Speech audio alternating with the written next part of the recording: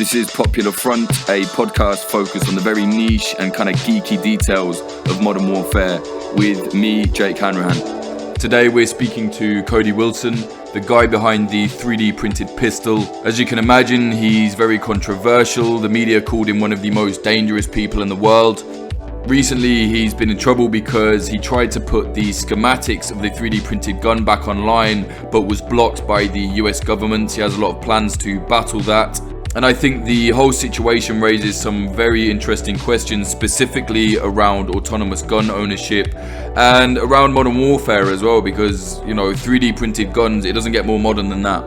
This podcast is entirely independent, so if you want to support Popular Front, go to patreon.com/popularfront. You will get bonus episodes, narrated articles, video content, and sometimes even merchandise.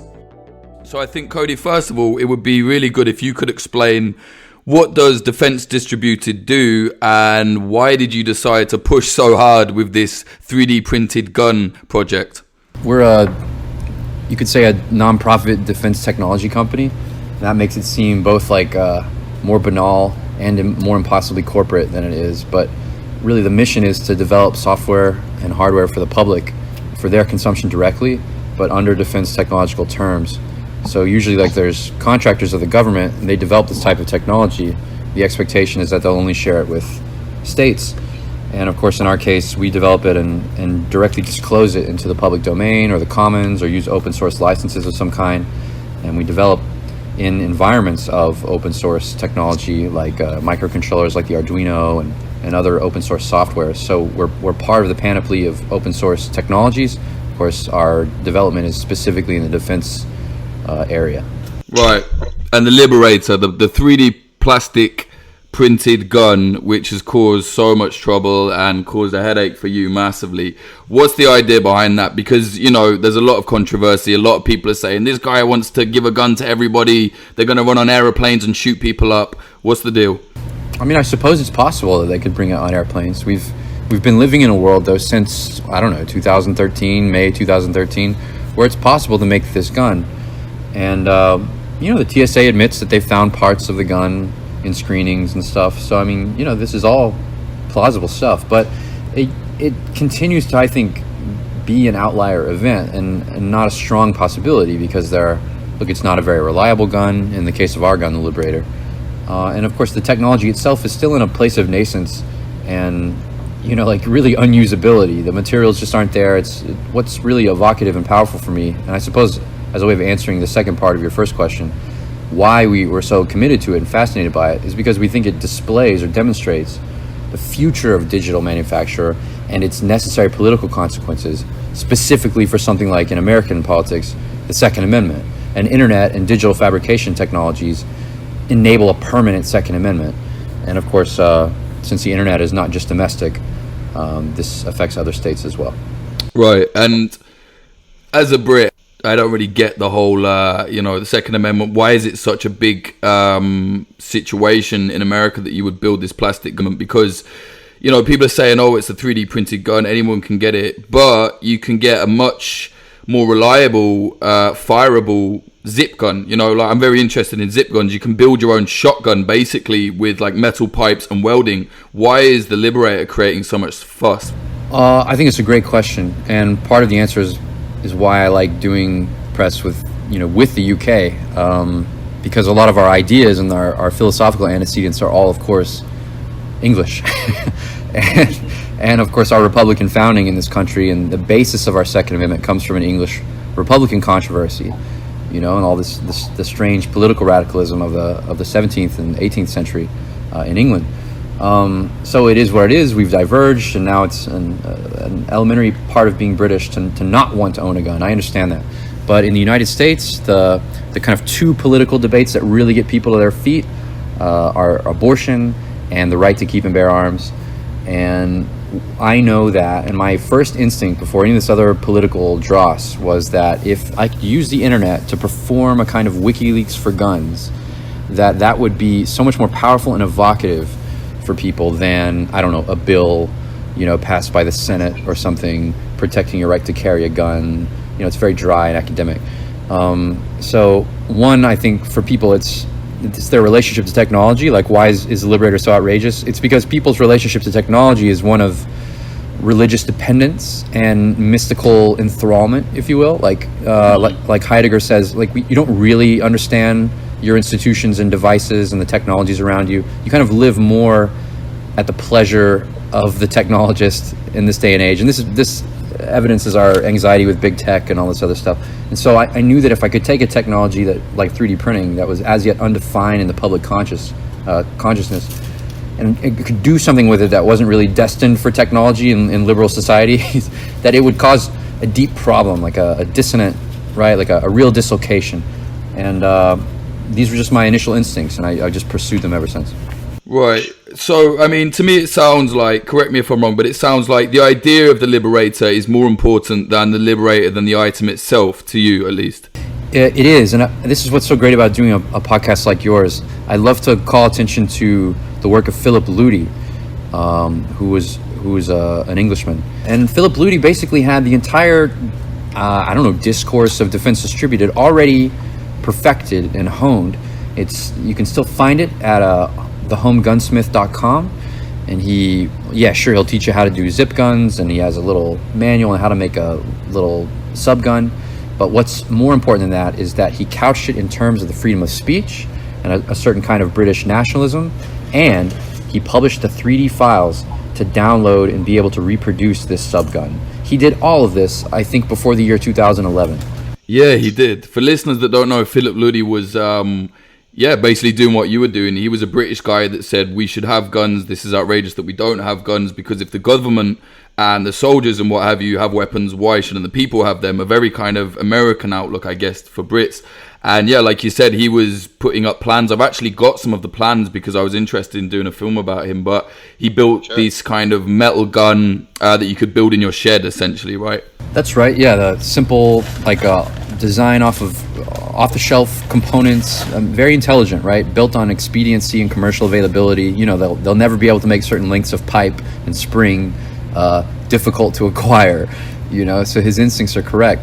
But I'll again emphasize that, maybe he had a more Second Amendment, Americanist, outlook about the right to keep and bear arms, but he was very careful to display everything in terms of the freedom of speech, which again, we owe to the history of the English common law more than anything else. Yeah, I think he had a very, libertarian and even a slightly kind of anarchist, maybe not anarchist as the concept, but, anarchy as, Younger would call it. He had that kind of mindset, I think. Unfortunately, it got him arrested.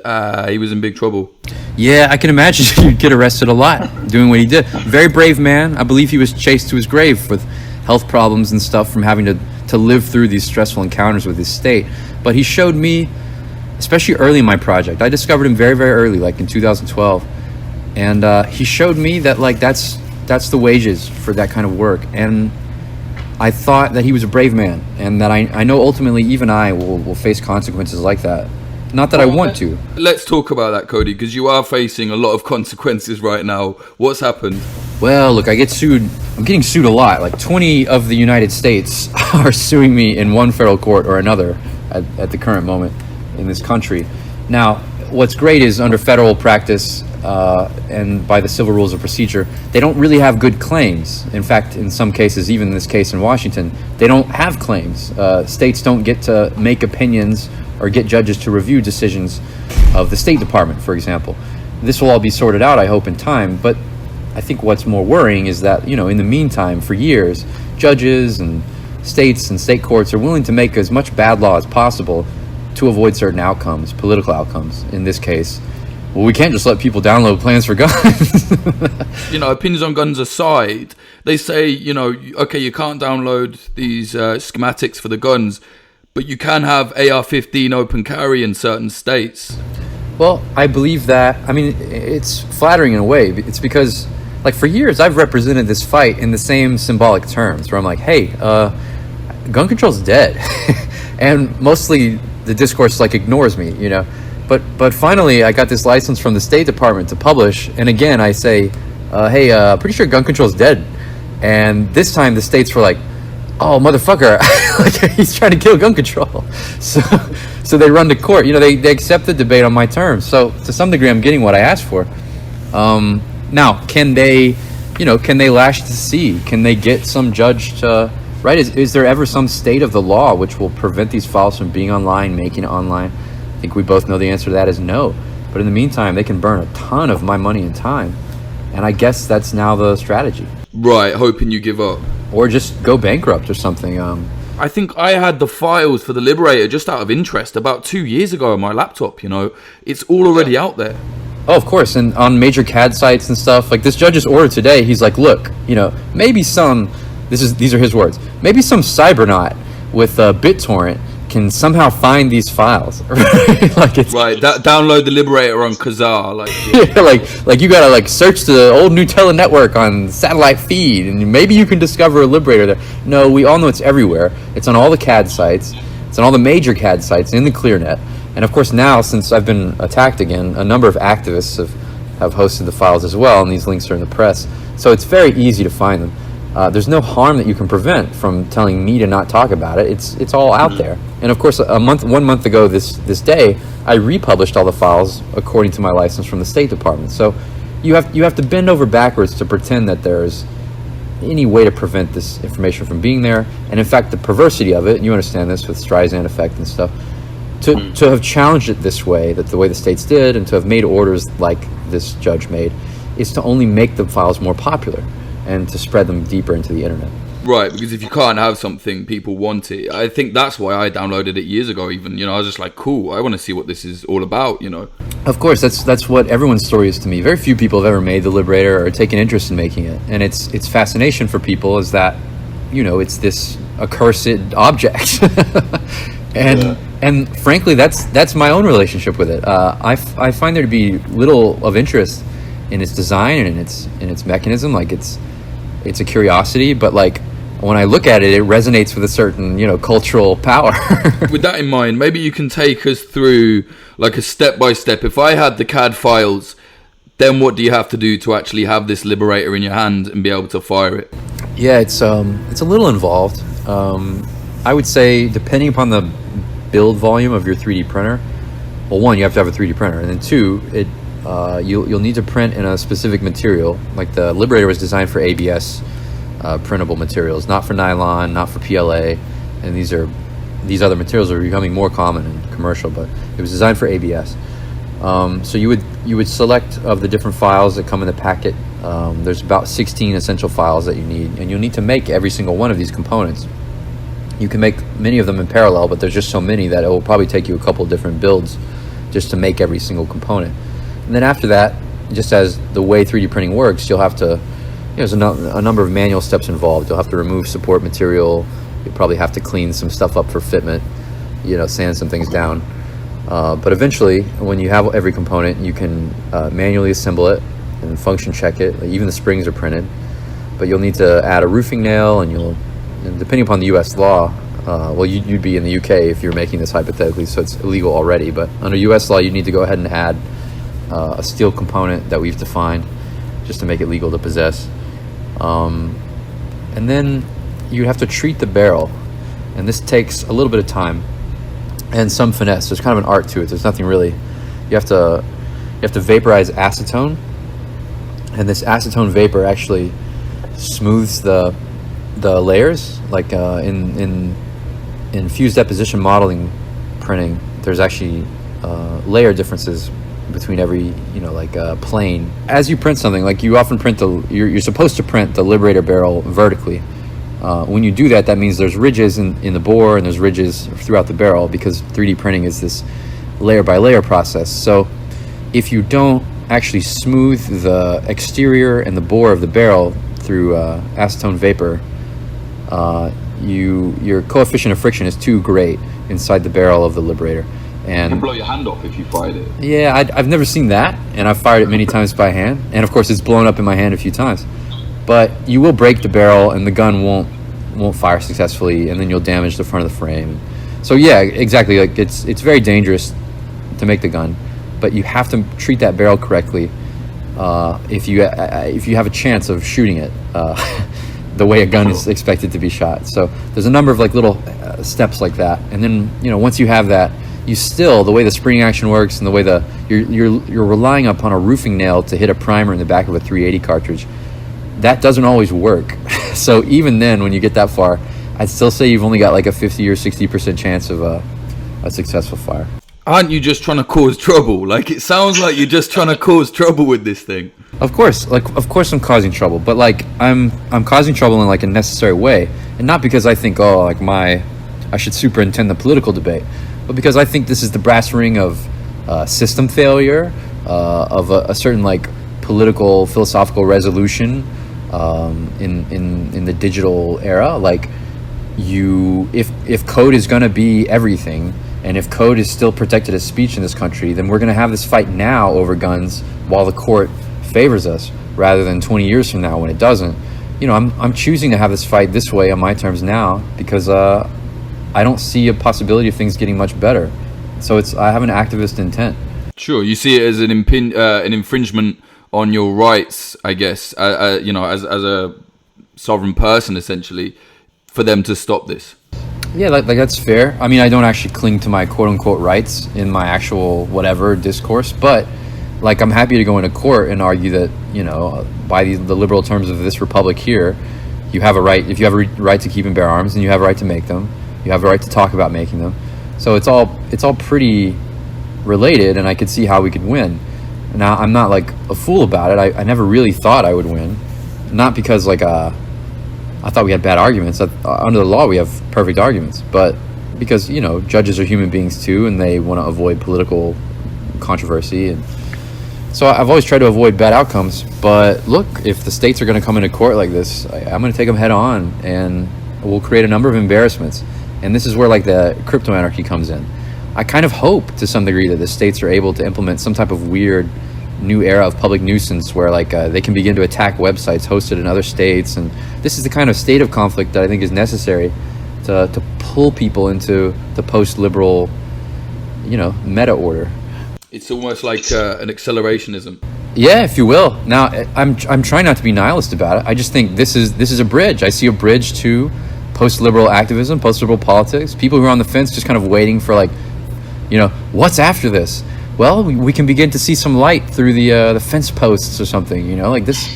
It's here, and it relies on them breaking up your internet. It relies on, regardless of the outcome, right? I think we both understand that even when 3D printed guns are illegal in every jurisdiction in the world, that they will still be a healthy technology that people will participate in.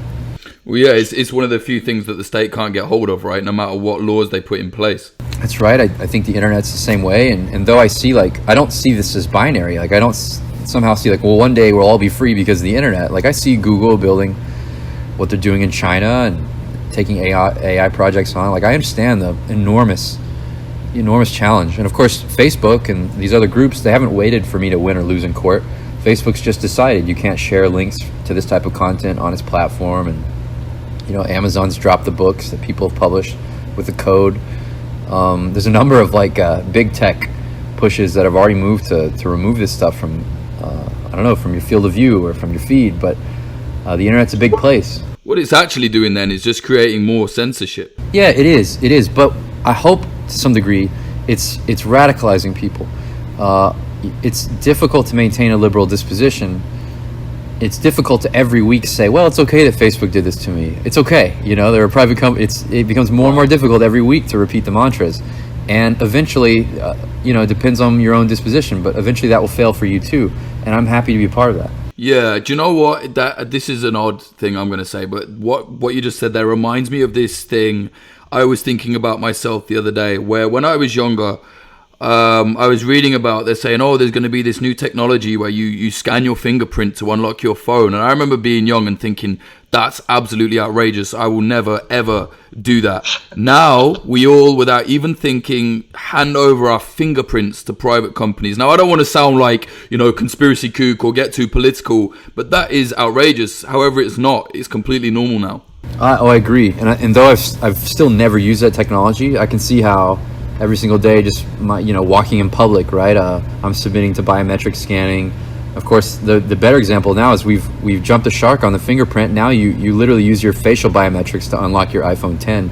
I mean, you've given them everything, right? And I saw someone doing that literally yesterday, and I was just like, we live in I don't know, like a Philip K. Dick novel, you know? It shows that the Native Americans were right. I mean, the device does steal your soul. I want to talk about the Ghost Gunner too as well, because that's something I've read about it. We spoke about it. I find it hard to get my head around it. What is the Ghost Gunner? And over here, it's well, fine. I'll just define it. It's a micro CNC. It's like a desktop milling machine, and it's in the vein of similar devices to 3D printers. We use the same type of motion and ball screws and coordinate systems and stuff that 3D printers use, but the digital controller and the software is based more on older software, which is about G code and NC code, which are like the fundamentals of how you do machining in the industrial, like the post-war industrial setups. It's just that now, because of the digital revolution, you can afford a smaller package. You can get a type of mill that isn't $30,000. It's $2,000, and it allows you to do things that a mill can do just in a very tight envelope. Why would people care about a little mill? Well, the application that we sell is really what's of interest to people, and that's finishing firearms components under your own power in your own home with your own capital. When you do that under American law, there's no requirement to serialize the gun. There's no requirement to report it to any authority. It's always been this way. The traditional, quote unquote, I'm saying that because this judge's order today was accusing me of defeating the traditional method of gun regulations. Well, unfortunately, that traditional method has only existed since 1968, and it's a regulation upon commercial dealers and manufacturers of firearms, not of individuals. You've always been allowed to make a gun in this country. It's simply that the urban centers never knew this or forgot. I know at one point they did, because all the great American manufacturing concerns have at one point or another run through firearms. Connecticut and Massachusetts, they've all given birth to great firearms brands like Remington and Colt and Springfield Armory and everything. So all these were just a bunch of dudes who used to make gun parts, and that's always been legal in this country to do that. But people have forgotten this, or people are just now acclimating themselves to it. So the way the kind of law works on it right now is, if you can have what's called an 80% firearm. It's almost all the way machined. It looks almost recognizably like a firearm, depending upon the type we're talking about. But under the law, it's still considered not to be one, because there's just some kind of abstract point at which you can machine enough on a block of metal where the ATF doesn't yet consider it to be a firearm. And if you finish that component under your own power, without paying anyone else to do it, then you've taken it to 100%, but there is no requirement to get a license, and there's no requirement to serialize. Right, so that's where it is a ghost gun. Yeah, what a beautiful term. I remember where I was when No, it wasn't my term. I remember I saw Kevin DeLeon say that. He's a senator in California. I saw him say that in a press conference for the first time, and I thought, my God, that's incredible. Trademark it. Exactly. Me and 3 other guys were fighting for ghostguns.com, and you all had the gun industry has this attitude, especially when it comes to California. As soon as they implement something, it's a business opportunity to create like a new type of a route around what they've demanded, or a new type of accessory that somehow makes the gun compliant.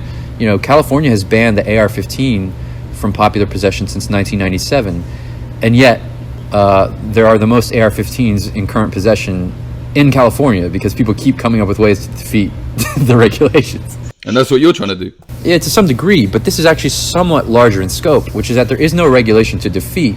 It's simply about making it easier to go ahead and make a gun of military specification under your own power, and to circumvent, you could say, the entire network, the entire assumed network of gun control in the first place. So, maybe you want to go to the gun store and buy your AR-15, but you don't want anyone to know about it. And of course, this could be for legal or illegal reasons. If then you have a certain capacity to make it for yourself and assemble it for yourself without ever touching any of the tables of power. That's interesting. Right, it is interesting, and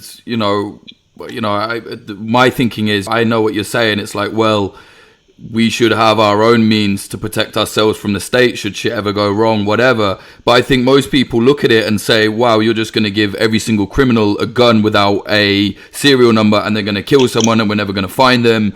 What's your response to that? I think this is possible. Of course this is possible, and I certainly consider the possibility. Also understand that I've run this particular business for many years. And so in that time, I've had the occasion to participate in many ATF, special investigations, Homeland Security investigations. I've been subpoenaed by U.S. attorneys in different states related to, you name it, right? Like, they'll find the ghost gunner somewhere, So this is not like just abstract. I certainly understand that the criminal element might take an interest in this, or that just in general, your interest in building guns like this coincides with your interest in doing all kinds of other things outside of the government's observation. So you find strange bedfellows, or you could say like the kind of bedfellows you might expect. Still, I'll say though that this is a completely legal activity, and as yet, like there's never been the use of one of our guns on one of these machines in the commission of a crime. So these are also empirical questions. So what's next for Defense Distributed and yourself? How are you going to progress with this? Are you going to keep fighting it or what? Oh, of course, man. I don't consent to the judgments of little men. What's great about this is like, we lose for years because I can't control the process, but we always out-lawyer them. I have the best attorneys in the game at this point. We're very well seasoned. We've built quite a machine for defeating these people. It's just, you lose at the district and state court levels because, they're hacks, they're political, they don't want to be responsible for bad decisions, and you have to leave it up to the appellate judges who basically are insulated from social criticism. So it's always a long-term endeavor. At this point, I'm not even perturbed. I was completely expecting the ruling we got today, and I expect to be frustrated in other courts as well, but ultimately I still have a license from the federal government to publish this stuff. The DOJ is now my co-defendant in many of these actions. I mean, this is an uphill battle for our enemy. This is literally like an anarchist being backed up by the State Department in federal court, Who are your allies here? Because I know that, right now in America, there's some very, very kind of contentious political situations going on where, everybody is literally Hitler or they're, or there's some kind of other form on the other side of some terrible, terrible stuff. But who are your allies, Because I've heard people kind of be like, oh yeah, Cody's alt-right. I've always argued from principle. I've always argued from a set of easily discernible and identifiable political premises. Even I am like, after the summer of hate, I was exposed to younger as well. I've been exposed to some of the kind of rightward drift of our movement and anarchy and the liberty movement in general. And I certainly understand the accusation that like, I'm alt-right. I helped the alt-right quite a bit in 16 and 17. I even had a platform for them for some time in 2017 when they were getting kicked off of all these. But of course, none of that lasted long. Still, I felt like it was very important in that moment in the internet for me to demonstrate that commitment. And I'm pleased that I did. I learned a number of things in doing it. But no, everyone on the alt-right knows that I don't identify that way. I'm not particularly, I'm not a statist, and I'm certainly not a socialist. Although, I find when we have common cause, it's when the entirety of the socialist project or the social justice project just becomes subsumed under this idea of, well, everything is hate speech, and even 3D printed guns, and the entirety of the project becomes about censorship at some point. And I know that these aren't really well defined remarks, but my instinct is that I have to be there for these communities, and I have to be there online to push for as much re-platforming and rerouting around all this monumental effort of censorship online right now, because that's just the fight. And if I can't protect them, I can't protect myself. Are you familiar with post-leftism, like Max Stirner and people like that? Yes. I would say, right, of course, Stirner is post-left before there was post-left, but exactly. Yeah, I've done a number of post-left readers, and that's really my earlier stuff, like in 13 and 14. That's really where I was. Now, though, I find that there's equally fruitful stuff, from the right. You could call it the post-right, if you will, but my point of view is post-left. That's always where that's what I've come out of. I'm still from critical theory. My playbook is still Jean Baudrillard and the post-Marxist, theorists of the event. Oh, you're on about call it sleep and things like that. Yeah, of course. My entire playbook is the late Baudrillard, the Lucidity Pact and Fatal Strategy, and Like, that's just what I am and what I do. But I've found like this pollination with the right to be useful right now, because the left is in a total, I don't know, it's in this sentimental phase is what it is, and it's returning upon itself with, I don't know, it's just incestuous and sentimental, and worse, it's atrophied beyond any point of usefulness. So post-left is a great way to begin to think about how to continue to carry on the aims of liberation and of the escape from the state, which is like an objective of the left. It's, I swear, I promise, like, the state is supposed to be sublated. No, just accept your subservience and shut up, basically. Cody, is there anything else you want to say? I don't want to keep you too long. I know you're a very busy guy. Is there anything you want to talk about before we kind of wrap this up? Nah, man, this is fun. It's always been a pleasure, to see what you're up to, and I'm happy that we could do something together. Yeah, absolutely. And like I said before this, a lot of people told me not to speak to you, which I think is absolutely outrageous. I don't think it matters. The situation is this, this is a podcast about warfare, modern warfare, and it's about as modern as it gets with 3D printed guns, let's be honest. Well, look, it's not just 3D printed guns. It's what's at stake here is a question of the technical data related to all category 1, 2, and 3 munitions as defined by the State Department. We're talking about the 3D design information for all small arms. That's what's at stake in this controversy, and that's what really brought 20 states into federal court, because this is the ball game for small arms in the internet. All right, so there's no better subject for your podcast, Jake. Where can people get hold of you, Cody, and keep up to date with your work? We're running a fundraiser at defcad.com, and tomorrow I'll have something pretty interesting along those lines. We continue the fight. What's going on tomorrow? Tomorrow I commence Operation Integral Accident. I've been planning this for some time. I knew I wouldn't get relief in the Washington court, but I always try to demonstrate my reserve. Integral Accident? What on earth is that? Well, you'll see, won't you? Here's what we're going to do. The whole thing is everyone's going to congratulate themselves today for stopping people from getting access to these files. As we've already discussed in this podcast, that didn't happen, and you can go download them anywhere you want. But worse, now your First Amendment's been deprecated, and tomorrow I'll just begin selling the files and shipping them nationwide to anyone who wants them at a name-your-own-price kind of scheme. So the flood continues, the disaster is here, the harm is here. The only thing that's suffered in the meantime is the rule of law and the First Amendment. And they call me an anarchist. Wait, so you're going to start selling the files, the 3D printed gun files? Yeah, I'm going to start selling tomorrow. You're going to get in trouble. Oh, I promise you I will. But at the same time, it'll be very, very difficult to stop me. Good luck. Thank you very much for that. All right, we'll see you.